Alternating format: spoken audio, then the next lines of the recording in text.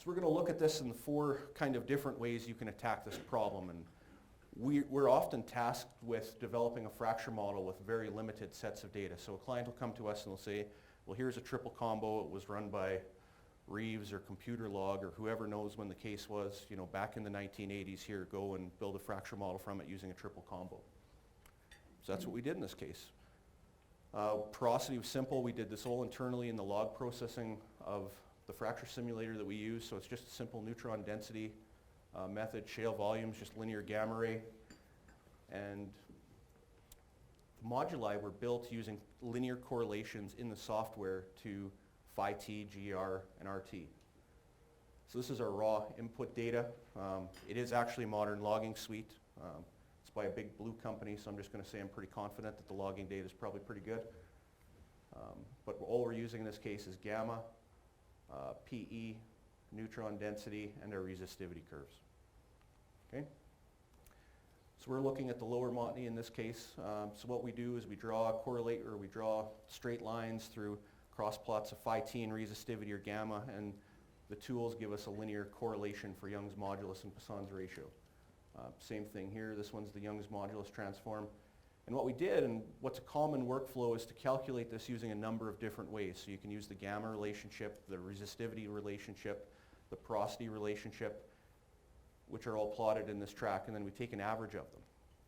You know, one's more flawed than the other, so you don't know which one's more flawed. Take an average of it and hope it works out, basically. That's the methodology we chose for this. So these values were put in, and the pumping schedule was put in. So, you know, again, a very simple pumping schedule.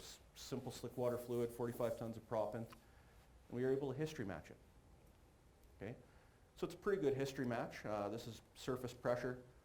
We decided to use surface pressure to match in this case, though we had bottom pressure available, and we were able to get a pretty good closure pressure match and leak-off match.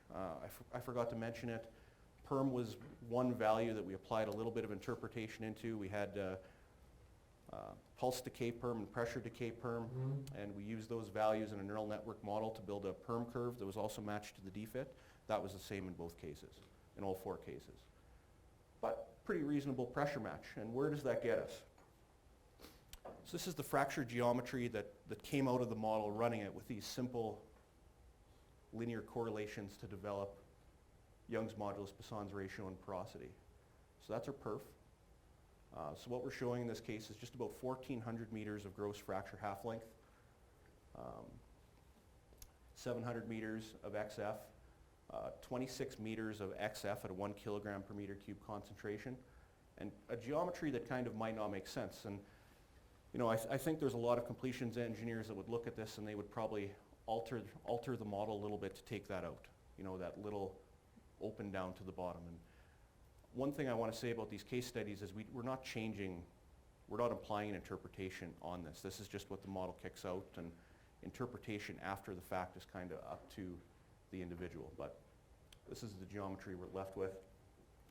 And this is conductivity. So in this case, we're looking at 56 meters of XF at 1 millidarcy meter conductivity and 40 meter fracture height at the same conductivity cutoff. And these are the values that we would use, or I would give to Dave or John or Dan, and they would use an RTA. So that's case study one. So that's case study one using very simple log data, just a triple combo, and that's kind of the output we get from it.